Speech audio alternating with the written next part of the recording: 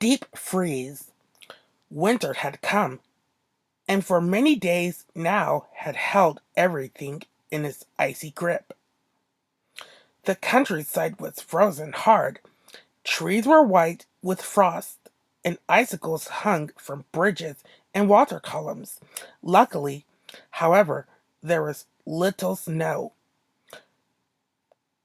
Brrr!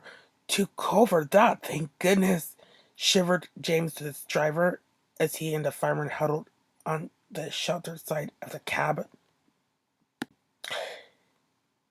James had an open footplate, and every day his crew came to work muffled to the eyebrows in scarves and jerseys.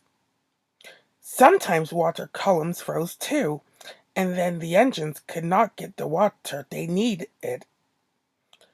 But this never happened at the workstation, and one day, when the frost seemed harder than ever, James's driver stopped him by the water column there.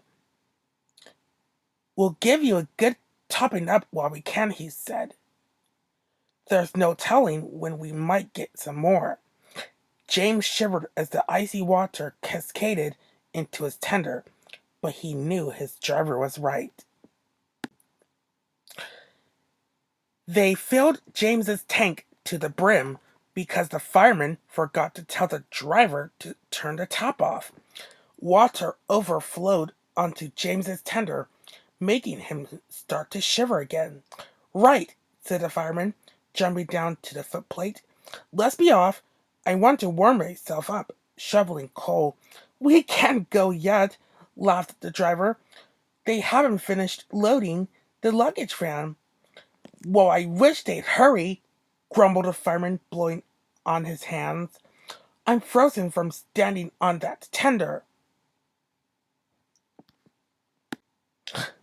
All engines have a tap called an injector. It allows the driver or the fireman to transfer water from the tender to the boiler, and is very important. Without it, the water level in the boiler could become too low to make steam properly. They had not gone far before James felt thirsty.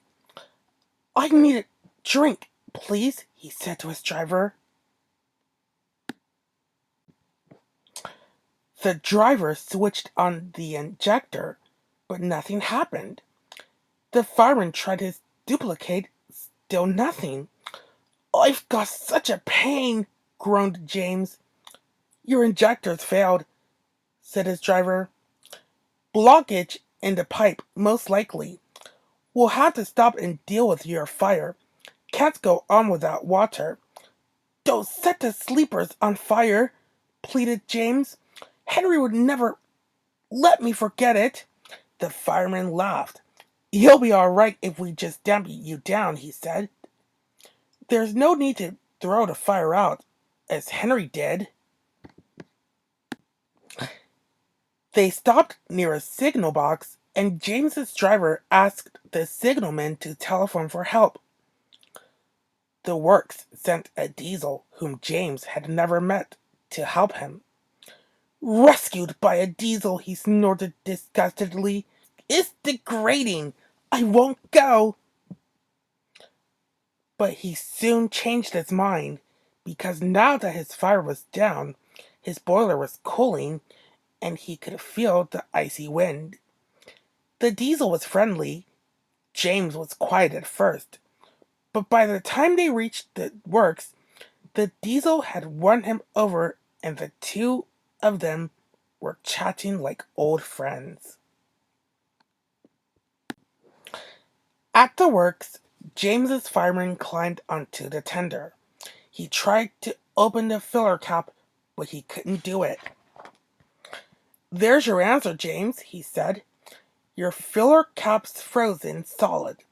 That's because the water overflowed. Ice is stopping air from getting into the tank, so the injector can't work. You'll be all right when the ice melts." He was, and that wasn't all. Thanks to his new friend from the works, Even James now admits that diesels can be useful engines too. The end.